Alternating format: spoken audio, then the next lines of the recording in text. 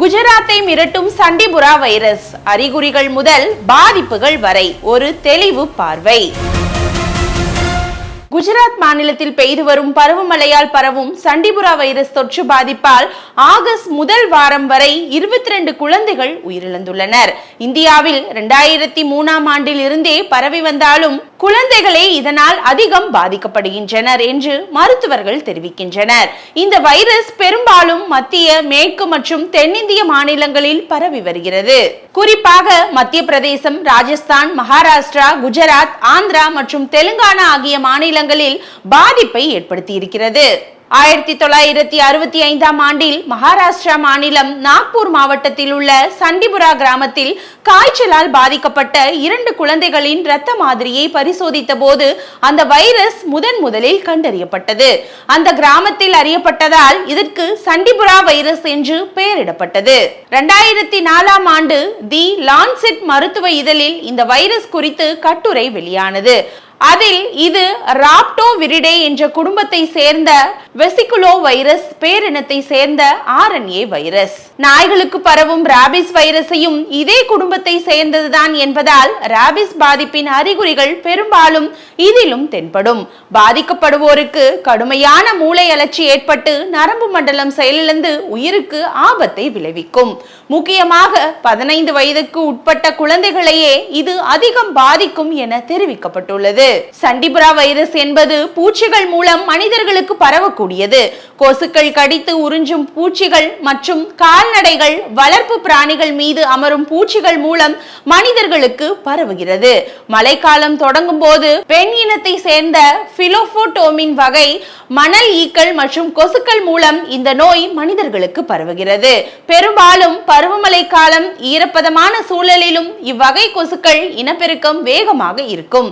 இவ்வகை ஈக்களும் கொசுக்களும் பெரும்பாலும் கால்நடைகள் வளர்க்கும் இடங்கள், ஈரமான மண், சாணம், குப்பைகள் கொட்டப்பட்டிருக்கும் இடங்கள் மற்றும் மண் சுவர்களின் இடுக்குகளில், விரிசல்களில் வசிக்கும். நோய் தொற்றின் அறிகுறிகள் என்ன என்று முதலில் பார்ப்போம்.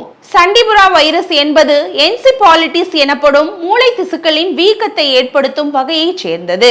அறிகுறி தென்பட்டால் அடுத்த 24 முதல் 48 மணி நேரத்திற்குள் அதன் தீவிரத்தன்மை அதிகரிக்கும் என்று லான்செட் மருத்துவ இதழ் தெரிவிக்கிறது. காய்ச்சல் தடுப்பு மருந்து கொடுத்தாலும் சில மணி நேர இடைவெளியில் மீண்டும் காய்ச்சல் அதிகரிக்கும்.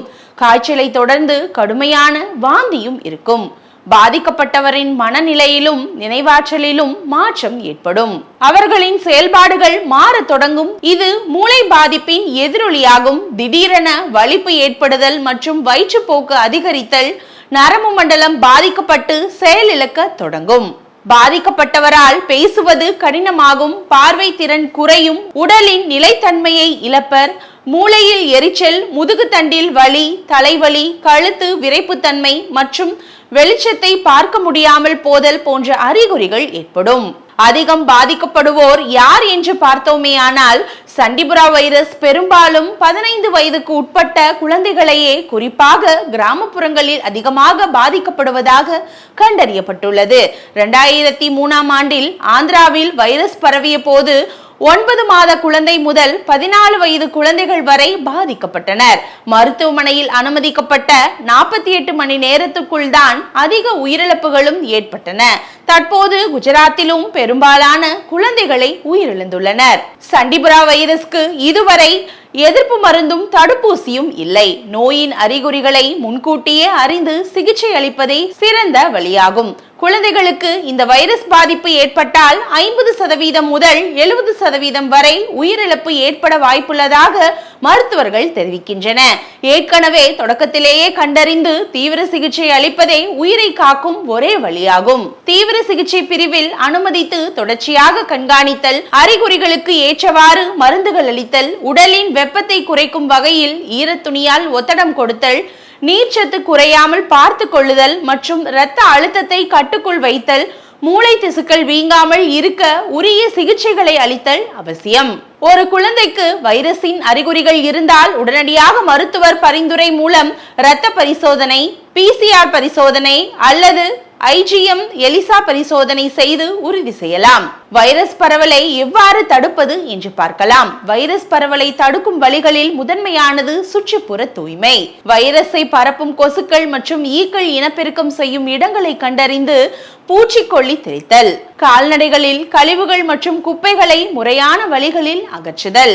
திறந்த வெளியில் மலம் கழிப்பதை தடுத்தல். ஈக்களும் கொசுக்களும் அமர்ந்த உணவுப் பொருட்களையும் பாத்திரங்களையும் நன்கு கழுவிய பிறகே பயன்படுத்த வேண்டும்.